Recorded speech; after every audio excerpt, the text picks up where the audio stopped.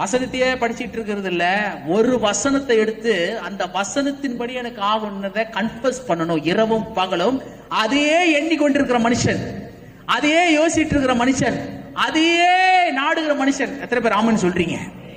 வசனம் என்ன சொல்லுகிறதோ அதுதான் என் வாழ்க்கையில நடக்கும், வேற எதுவும் நடக்காது, வசனத்தின்படிதான் என் வாழ்க்கையில நடக்கும் என்று சொல்லி விசுவாசித்து நம்பி அதையே பேசி அதையே யோசித்து அதையே தியானித்து 1000 பேர் என்ன சொன்னாலும் அது நடக்காது.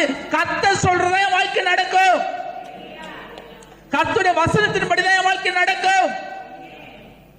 அல்லேலூயா.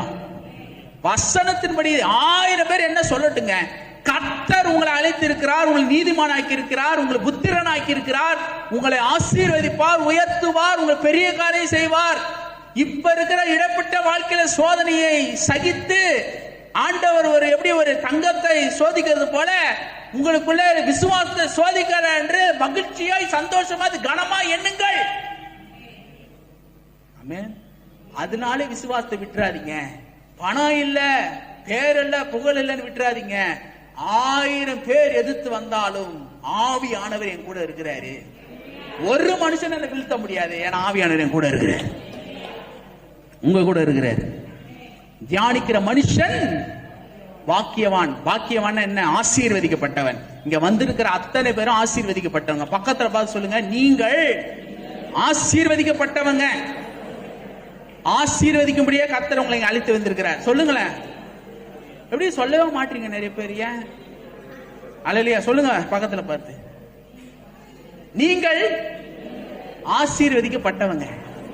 நீங்க மத்தவங்களை ஆசீர்வதிக்கிறீங்க பாத்தீங்களா, அது உங்களுக்கு டபுள் மடங்கா வரப்போகுது.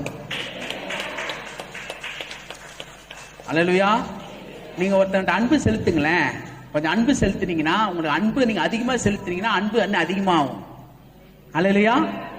நீங்க கோபத்தை வெளிப்படுத்தினீங்கன்னா கோபம் இன்னும் அதிகமாகும், அது மூலமா விளைவுகள் பாதிப்பு அதிகமாகும். கோபம் வந்தாலே நஷ்டமாகும். வீட்டுல ஏதாவது ஃப்ரிட்ஜ் உடையும், டிவி உடையும், கிரைண்டர் உடையும், ஏதாவது ஒன்று ஆகும். கோபம் அதிகமாகும் போது அன்பு அதிகமாயிடுச்சுன்னா ஆசீர்வாதம் உண்டாகும், அன்பு அதிகமாயிடுச்சுன்னா இன்க்ரீஸ் ஆகும். அல்லேலூயா. நாம் அனைவரும் எழுந்து நிற்போம். இந்த வார்த்தைக்காக கர்த்தருக்கு நன்றி செலுத்துவோம். அல்லேலூயா. எத்தனை பேர் வந்தது ஆசீர்வாதமா இருக்குன்றீங்க? ஆமென். வார்த்தைக்கு முதல் எடுத்து கொடுங்க, உங்கள் வாழ்க்கையை வளமான வாழ்க்கையா மாத்துவார். கட்டுக்கதைகளுக்கு உங்களை செவியை சாய்க்காதீர்கள், வசனத்தை உங்க செவியை சாய்ங்க. அல்லேலூயா. நான் உங்க தலையில கையை வைக்கிறத காட்டிலும் நீங்க கையில பைபிளை வச்சு நீங்க அதை வாசித்து அதை விசுவாசத்தை நம்பினீங்கன்னா, இந்த போதனை கேட்டாவே